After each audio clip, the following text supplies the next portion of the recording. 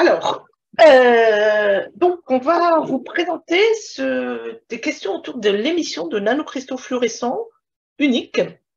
Alors, moi, je vais vous faire un peu une introduction sur ce sujet et je vais vous parler de nanocristaux que je vais appeler tout nus, c'est-à-dire en milieu diélectrique, puis de nanocristaux qu'on va placer dans des antennes et on va étudier comment cette émission va être modifiée. Et Damien, qui fait sa thèse avec moi, va vous parler de l'émission de ces nanocristaux, donc en régime diélectrique, donc sur des lames de verre, mais dans un contexte où on va les soumettre à des fortes excitations et il va vous expliquer pourquoi ça modifie cette émission. Voilà, alors on se remet tous les deux à l'Institut de nanosciences de Paris, qui est à Sorbonne Université, donc, et CNRS. Alors, je vais commencer tout d'abord. Les nanocristaux fluorescents qu'on utilise sont des nanocristaux qui sont des nanocristaux colloïdaux, donc qui sont faits par synthèse chimique. Donc, vous avez ici des images de solutions, ces nanocristaux. Et ils sont utilisés pour plein de choses. Alors, ils sont utilisés beaucoup en imagerie biologique, en tant que marqueur. Alors ici, vous avez une photo un peu historique de synapses. Et ici, les petits points là correspondent à ces nanocristaux fluorescents. Donc, ça permet de faire de l'imagerie pour repérer ce qui peut se passer au sein d'un neurone.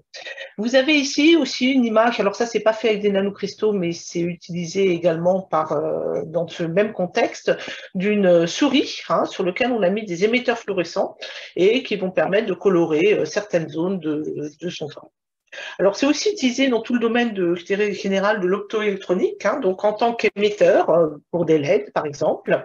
Ici, je vous ai mis des images que j'ai récupérées sur le site de NextDot, qui est l'entreprise qui a été créée par Benoît Dubertret pour fabriquer, où il utilise des nanocristaux et des nanoplaquettes colloïdales pour faire des écrans, des détecteurs infrarouges, et nous, on utilise plutôt nos émetteurs, non pas de manière un peu collective comme ça, mais à l'échelle individuelle, donc nanoémetteur par nanoémetteur, et plutôt pour faire des sources de photos uniques, donc à des fins de technologie quantique. Alors, ces nanocristaux colloïdaux, en fait, nous, on utilise surtout des choses qui sont faites donc, de manière chimique, par synthèse colloïdale, et qui sont formées d'un cœur de CDSE, donc le cœur, c'est représenté ici, et d'une coquille de CDS. Et ça peut se trouver sous plusieurs formes. Donc, soit sous une forme, alors on ne voit pas trop bien ici sur l'image, parce que comme ils sont très gros, ils sont un peu déformés, mais d'une sorte de boule, plus ou moins déformée. C'est ce qu'on appelle des quantum dots, des boîtes quantiques, soit sous une forme de fil, là, des quantum wires. Donc ici, vous avez le cœur et la coquille, soit sous une forme ici de puits quantique. Et là, vous avez ce qu'on appelle des plaquettes ici. Donc, vous avez ici le cœur et ici la coquille, et éventuellement des cubes où la coquille est particulièrement épaisse. Vous avez ici les images de microscopie électronique de tous ces éléments-là. En fait, ce qui change dans ces systèmes, c'est le confinement, c'est-à-dire que si vous dites, par exemple, que vous avez votre porteur, votre électron ou votre trou qui est confiné, soit dans l'ensemble du nanocristal, soit au centre du cœur, ici, vous voyez que le confinement, là, va être à 3 dimensions. Là, votre porteur, il va être libre de se propager dans une direction, donc le confinement va être essentiellement à 2 dimensions. Et ici, vous voyez que votre porteur ne va être confiné que dans une seule direction, il va être libre dans les 2 autres directions. Donc ça change beaucoup la physique des choses. Bon, on ne peut pas parler de tout en 1 heure, donc nous, on va se concentrer sur ces objets-là, donc qui présentent un confinement à 3 dimensions. Alors, mon exposé va être divisé en 2 parties. Dans une première partie, je vais vous parler plutôt des émissions de nanocristaux, donc un confinement avec 3 dimensions, et je vais vous expliquer comment ils peuvent émettre. Et dans une deuxième partie, je vais vous expliquer comment on peut modifier leur émission en les mettant dans des antennes. Alors, comme je disais, ces émetteurs, c'est fait par chimie, donc vous pouvez en acheter. Ça se vend dans le commerce, chez tous les bons vendeurs de chimie. Vous pouvez en avoir aussi par des collaborations. Alors nous, on travaille beaucoup avec le laboratoire, le LPEM à l'ESPCI, donc d'abord avec Benoît Dubertret il y a pas mal d'années, et maintenant beaucoup avec Thomas Ponce, qui fabrique d'excellents émetteurs. Alors, les émetteurs qu'on utilise ici, je vous ai mis, ce sont des émetteurs de CDSE. Donc, typiquement, la taille du cœur est typiquement de 3 nanomètres. Et ils ont une coquille très épaisse, le CDS, qui fait 5 à 8 nanomètres. Et cette coquille joue un rôle très important dans la luminescence du nanoémetteur. Alors, en fait, quand on regarde... là, vous avez une image de microscopie électronique, hein, donc vous voyez, typiquement, ça fait une vingtaine de nanomètres de diamètre, hein, ceux-là, donc ils sont très gros. Et en fait, si on regarde plus attentivement, il y a non seulement un cœur de CDSE, une coquille de CDS, mais il y a aussi tout autour ce qu'on représente ici en blanc, qui sont des ligands. Et ces ligands, ce sont des molécules un peu allongées, ont deux rôles. Tout d'abord, ça évite que ces nanoémetteurs se mettent en tas, hein, et qu'on puisse travailler à l'échelle individuelle. Et d'autre part, ça permet d'augmenter les capacités de fluorescence parce que ces ligands vont s'accrocher ici sur la surface et ça évite de créer des défauts dans la surface. Alors, si on les regarde, ces solutions-là, et qu'on en fait des spectres d'absorption, on voit en fait qu'ils absorbent sur une plage qui est très large, hein, ce qui les rend très utiles, finalement très facile à utiliser, puisqu'on peut les exciter sur toute cette plage-là. Et leur émission est assez fine pour des émetteurs qui fonctionnent à température ambiante, puisqu'ils vont émettre sur des largeurs qui sont typiquement de l'ordre de 25 nanomètres. Et nous, on travaille en fait essentiellement pour des nanocristaux qui émettent dans le rouge. Alors en fait, leur émission, leur longueur d'onde d'émission va dépendre de leur taille. Plus ils sont petits, plus ils vont mettre dans le bleu. Et nous, on est plutôt sur des tailles assez grandes, hein, ce qui font qu'ils sont bleus. Rouges. Alors pour les regarder, on les regarde en microscopie. Et pour ça, on utilise un microscope de fluorescence. Alors celui-là, c'est celui qu'on a, mais bien sûr, on n'est pas obligé d'utiliser un microscope pour la puce. On place l'échantillon qui est ici. Donc en fait, ce qu'on fait, c'est qu'on prend nos solutions, on les dilue beaucoup, de façon que quand on les dépose à la tournette sur notre échantillon ici, on va avoir typiquement un émetteur tous les quelques micromètres carrés. Et ensuite, avec notre microscope, qui est ici, on va pouvoir éclairer avec une lampe UV notre échantillon et récolter l'image sur une caméra. Et ça, c'est l'image typique, hein, qu'on observe. Ici, vous avez des nanocristaux là qui sont verts, en fait, ceux-là, quelques-uns qui sont rouges, hein, ça va assez vite, hein, en fonction de leur taille. Et chaque point là correspond à un nanoémetteur individuel. Donc, une fois qu'on a déposé ces émetteurs, on va pouvoir étudier la luminescence d'un nanoémetteur spécifique. Et pour ça, au lieu d'utiliser une lampe, on va utiliser un laser qui va être envoyé pile sur un émetteur. Et on va, en fait, déplacer notre échantillon avec un piezo là, sur une zone qui fait typiquement 5 microns x 5 microns. Et en fait, chaque fois que le laser passe au-dessus d'un émetteur, eh ben, ça émet, il l'excite, on récupère de la fluorescence, et ici, on voit la fluorescence qui est à cet endroit-là. Alors, la collection de cette fluorescence, puisque c'est quand même à l'échelle individuelle, donc il n'y a pas beaucoup de photons, eh ben, c'est récolté à l'aide d'une photodiode avalanche qui est ici. Donc, en fait, nous, ici, on a une image de scan, et une fois qu'on a scanné, hein, on a déplacé notre échantillon, eh ben, on peut dire, ben voilà, ce qui m'intéresse, c'est la fluorescence de cet émetteur-là, c'est le plus brillant, et donc, je vais demander à mon piezo de se mettre à la bonne position pour que mon laser soit exactement ici. Voilà, alors quand on fait ça, eh ben, on peut faire un certain nombre de choses et on peut regarder sa luminescence. Alors, en fait,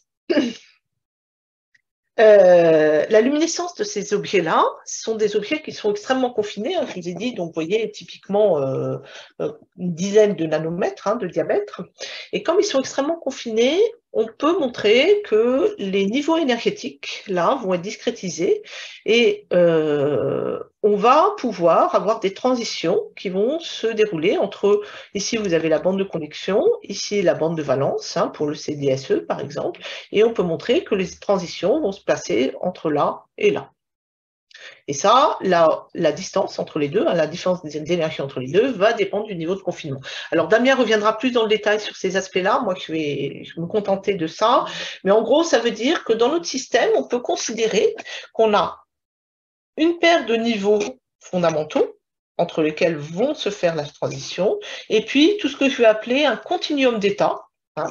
Donc moi, avec mon laser, je vais pouvoir exciter dans ce continuum d'état par le pompage. Ensuite, je vais avoir une désexcitation qui va être instantanée, non radiative, vers ce niveau de plus excité, de plus basse énergie. Hein, donc, il y aurait ici à la fois un électron et un trou, c'est ce qu'on appelle un exciton, et il va pouvoir y avoir une recombinaison de radiative avec un taux caractéristique gamma de l'émission spontanée et émission d'un photon. Et nous, ici, je vous ai représenté la version onde de l'émission de ce photon, mais bien sûr, on peut regarder l'aspect corpusculaire. Hein, donc, on a émission, chaque fois qu'on fait un cycle, je pompe, j'émets un photon. Ce photon va pouvoir être détecté avec la photodiode, qui va faire clic, et je vais enregistrer l'ensemble des clics au cours du temps. Alors, quand on fait ça, hein, vous voyez ici, on a fait un enregistrement sur 150 secondes. Hein, donc, on a eu un grand nombre de clics, hein, parce que typiquement, on a 1000 à 10 000 photons par seconde, hein, en fonctionnement normal.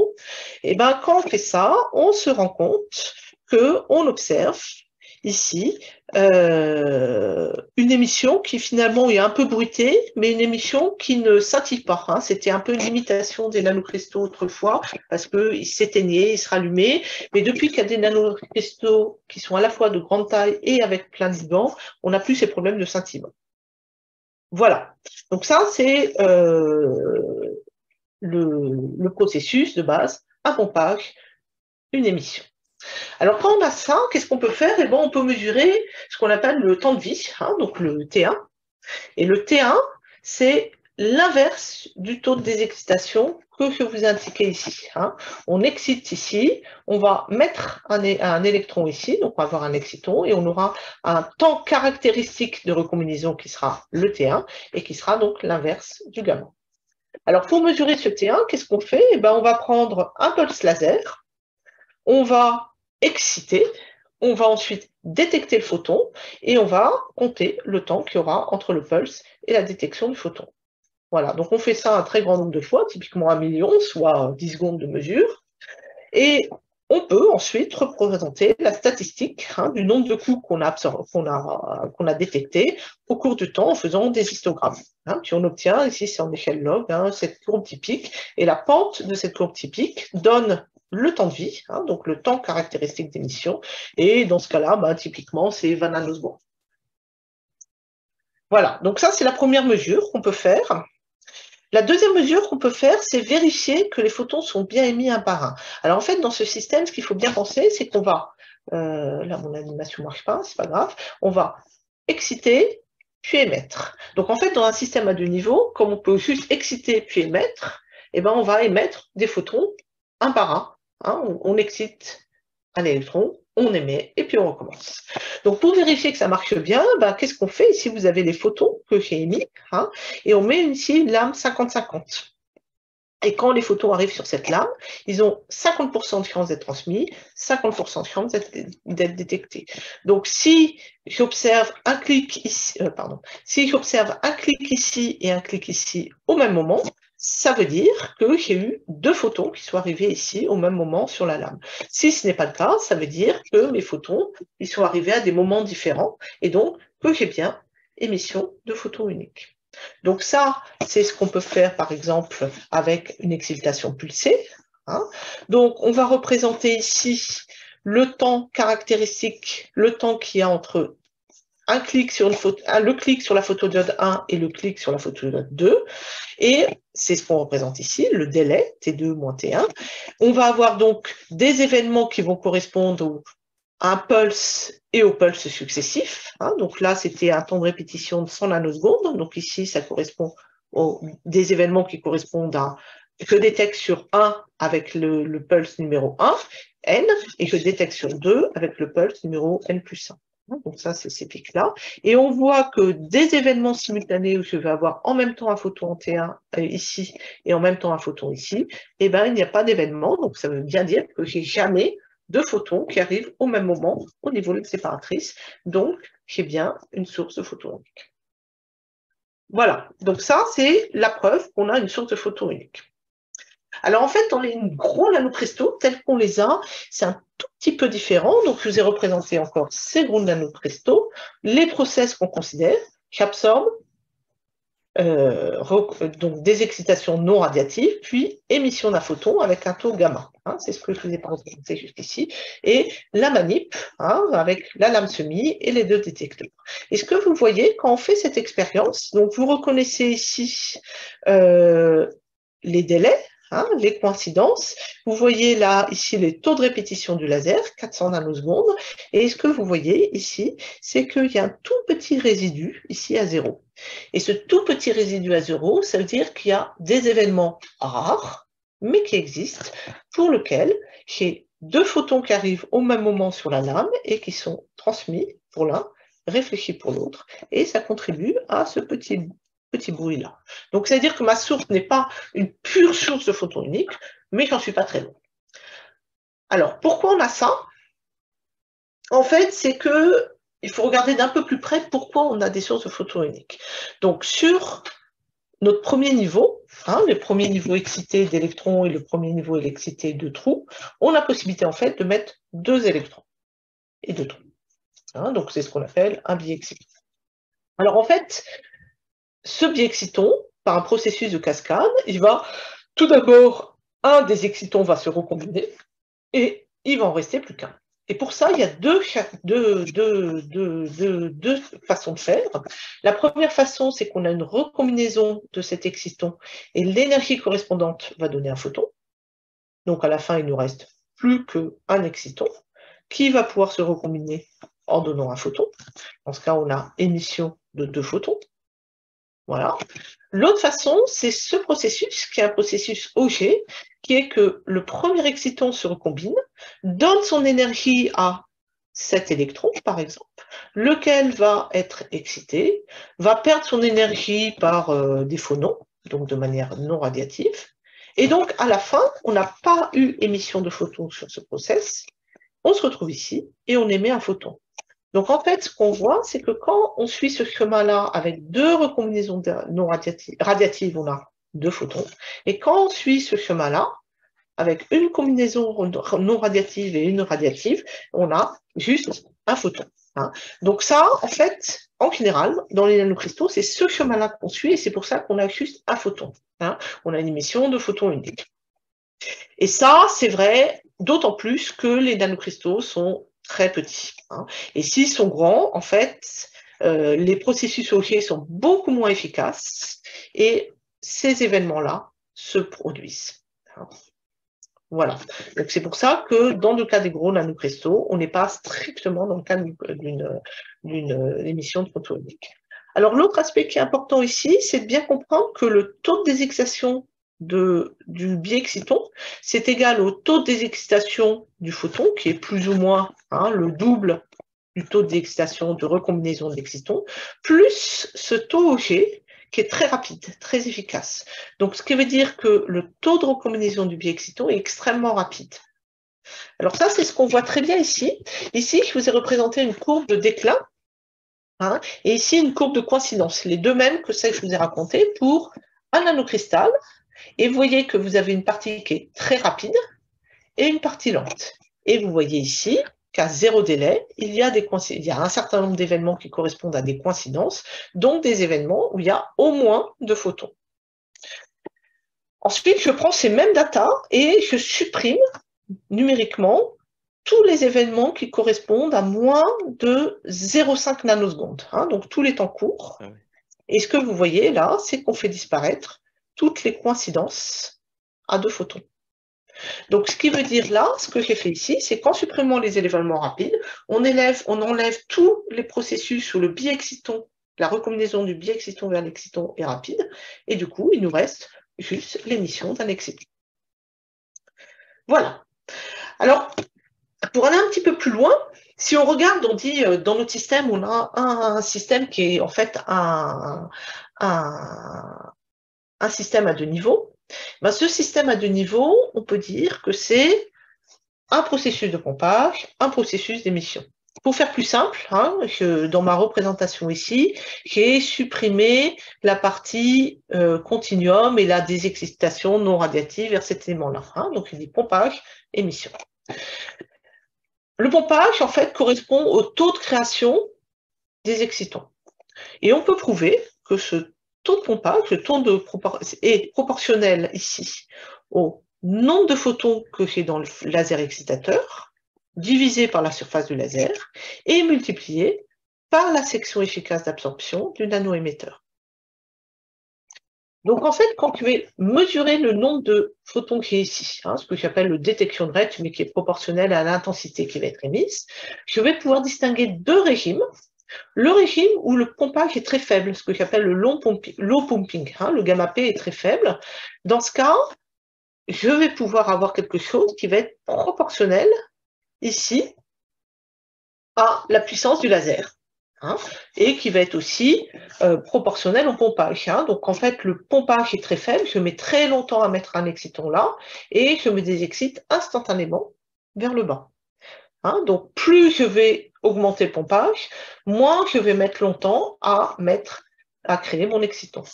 Donc la variation ici, ce qu'on montre, c'est que la variation de cette intensité, elle varie comme ceci. Donc pour le bas pompage, elle va être proportionnelle à gamma P sur gamma R. Donc c'est varie linéairement avec gamma P, le ton de pompage.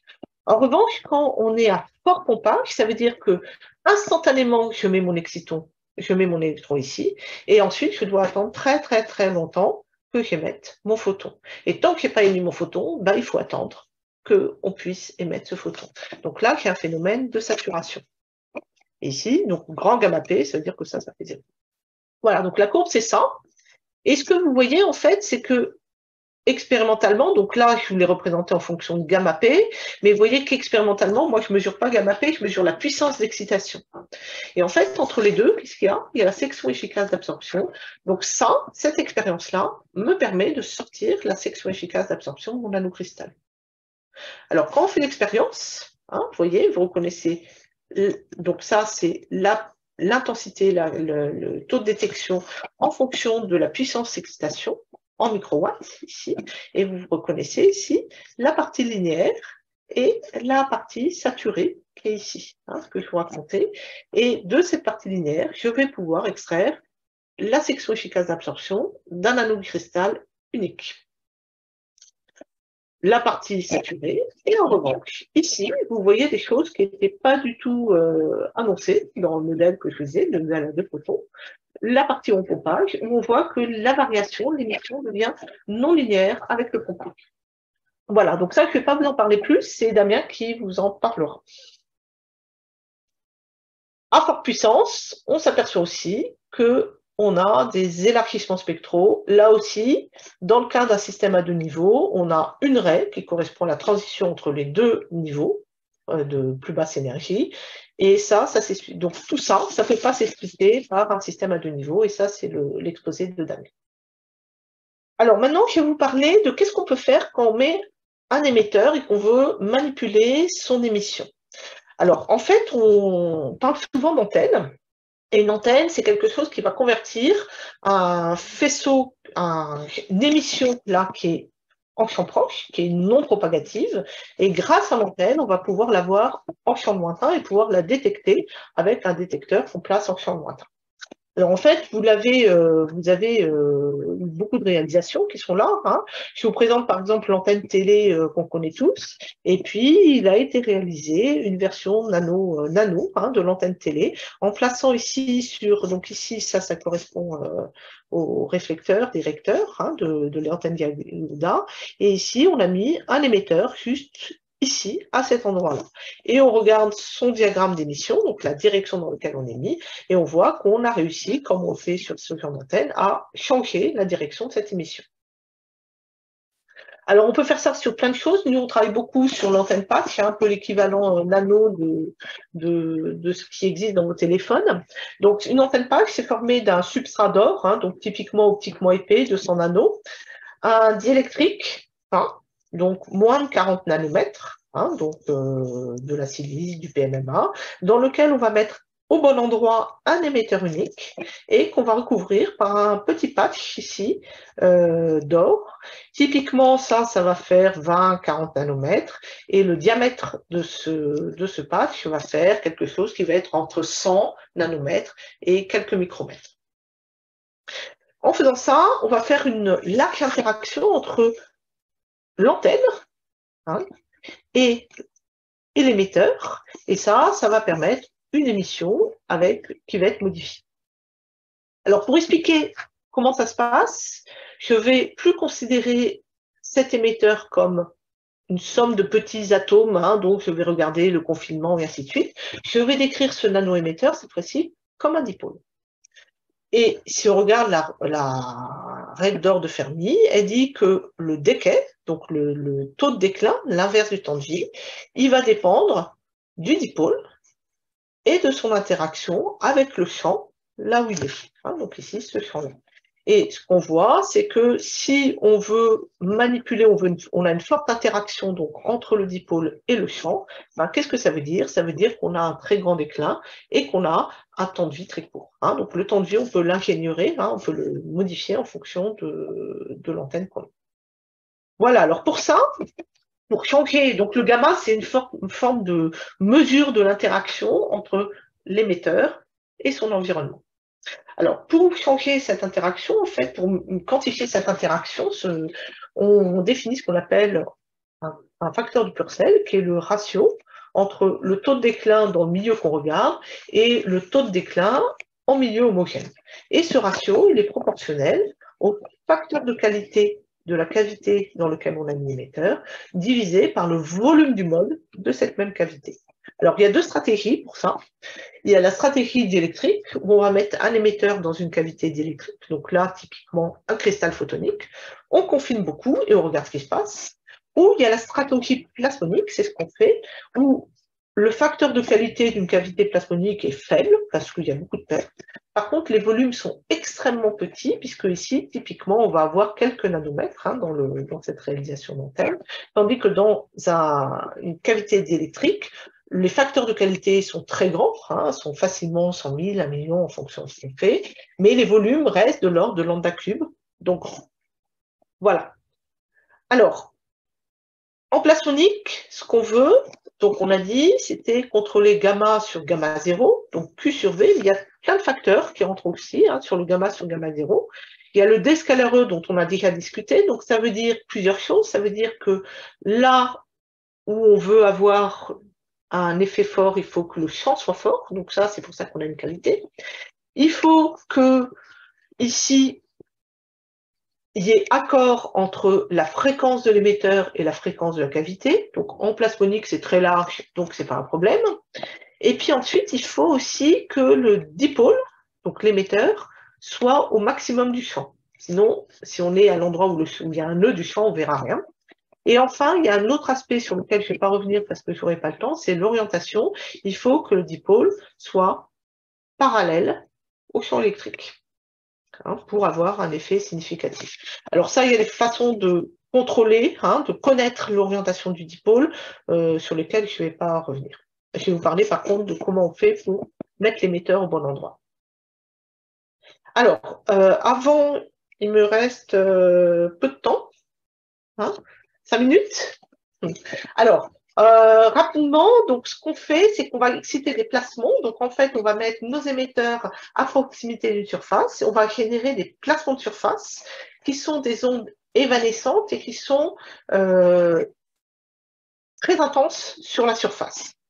Et elles se caractérisent également par une longueur de propagation, donc qui va être faible, hein, puisqu'on a beaucoup de pertes dans l'or, dans le visible, donc qui va être typiquement de 2 microns.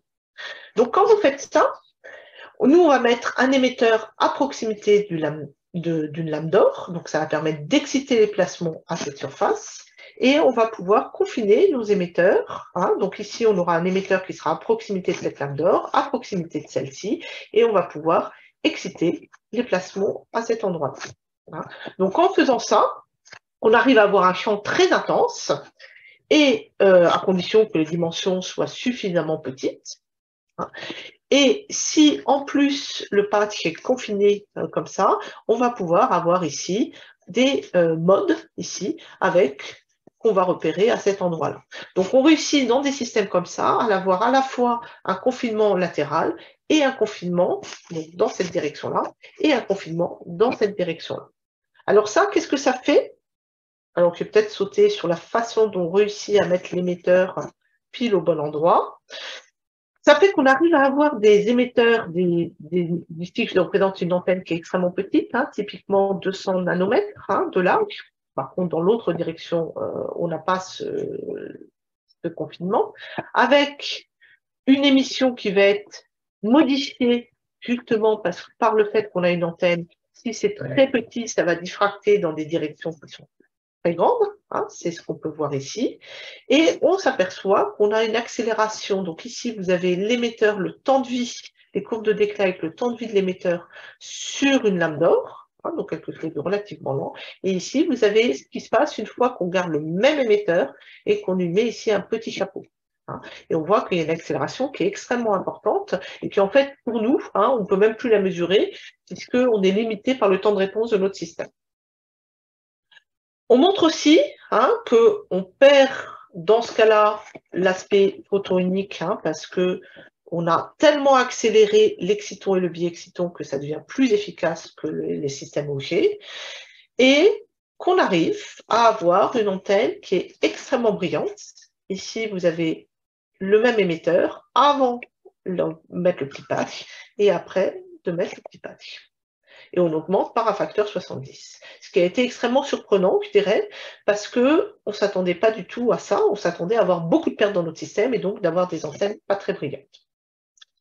Alors, je vais passer sur des antennes un peu plus larges, sur lesquelles on a fait cette expérience, hein, juste pour finir. On a fait la même expérience que ce qu'on a fait avec l'émetteur tout seul sur sa lame d'or, sur la lame de verre. On a pris l'émetteur dans son antenne, on a augmenté la puissance d'excitation et on a regardé ce qui se passe. Et en fait, vous remarquez qu'on a la même chose qu'avant, une partie linéaire, une partie qui sature et une excitation, une partie où ça augmente de manière non linéaire. En fait, la différence, elle est là. C'est qu'avant, c'était en microwatts et maintenant, c'est en nanowatts. Donc, si de là, on extrait en fait la section efficace d'absorption, exactement comme avant, on trouve une section efficace d'absorption qui a augmenté de 1000 à cause de l'antenne. Donc, en fait, on peut exciter de manière extrêmement beaucoup plus efficace le système dans cette configuration-là. Alors, je ne vous parlerai pas de ça, qui sont les spectres élargis en forte puissance, hein, donc Damien non plus, parce qu'il n'en est pas là encore, hein, sa thèse. Et je crois que j'ai à peu près fini mon temps.